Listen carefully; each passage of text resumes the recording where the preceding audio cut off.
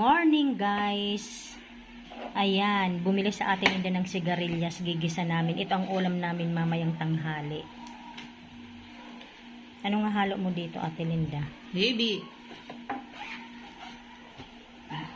Ayan si Kinkin, oh. Ang aking pamangkin na poging-pogi, Nax.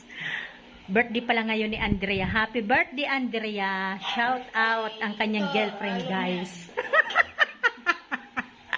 Harap ka naman, Ken. Ken. Hindi ko naman pinakita, ano, Ken. Pupunta siya sa kanyang girlfriend. Kumusta mo kami, Ken, ah? Kay Andrea. Matagal-tagal na rin hindi nakakapunta si Andrea, di ba? Ito pala guys, yung binigay sa akin ng bag ni Ate Ningning. Regalo niya sa akin nung Pasko. Ayan, o. Thank you, Ate Ning. Ayan. May bag na ako. Kasi sira na yung bag ko dati. Ang bango na ni Kinkin, ha. Pwede ka na mag-asawa, Kin. Gusto ko yung pabango mo, Kin. Ayan sa Ate Linda, guys. Sarap to. Naghihiwa ng sigarilyas. Tulay naman tayo dyan pag may time. Mas masarap pang ang gulay, di ba? Masarap. Mas gusto ko pa yung gulay, guys, kaysa sa karne, sa totoo lang. Kasi nasanay din kasi kami sa Bicol na laging gulay sa kaisda. Bihira kami magkarne nun, eh. Alam mo naman pag sa probinsya, di ba? Karne lagi. Joke. Isda sa kagulay pala. Nagkamali. Tao lang, Ate Linda.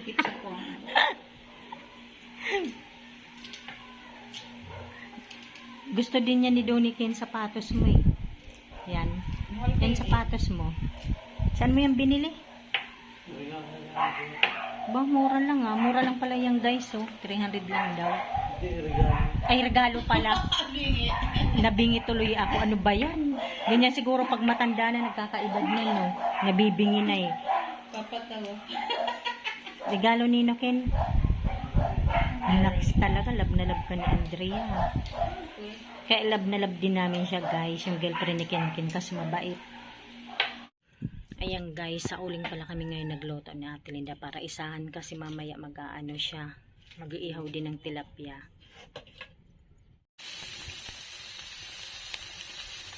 Yan pala yung hindi, guys. Maliliit lang. Wala kami nabiling malaki.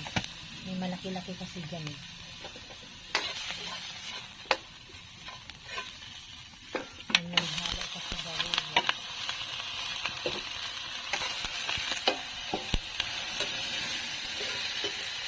Ayan, no, ang bilis kumukulo na kaagad. Pag sa uling talaga, no.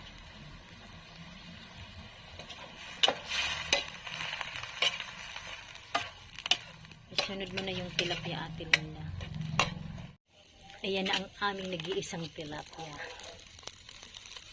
Yan ang ulam namin. Saka yung sigarilyas na ginisa. Lalagyan mo pa ba ng ganyan?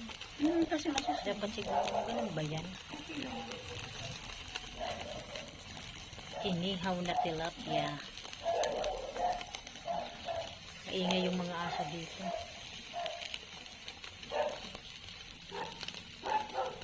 Parang nasa probinsya lang tayo, ah. Namimiss ko na yung Bicol, guys. Hindi na kami nakakauwi, matagal na rin. Umpisa nang namatay si Papa. 2018 ang last na uwi namin. Tapos namatay din si Mama, 'di ba? 2021. Wala na, hindi na kami nakauwi. Sumunod naman 2023. Si Baby Danica, naiyak tuloy ako. Yun. Ngayon, balik na rin natin ang ating tilapia. Naiyak tuloy ako, eh. Kaya ang masaklap sa buhay namin, guys. Kasi si Baby Danica ko din. Yun din, 2023. Nawala. Ang kinamatay niya pala, aspiration pneumonia. Ayan na guys, luto ng aming tilapia na inihaw. Nilagay dito ni Ate Linda. Mamaya pa kasi kami kakain.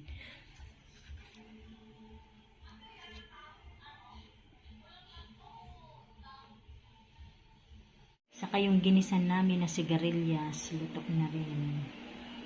Maraming salamat po sa inyong panonood sa aking channel. God bless everyone. Bye!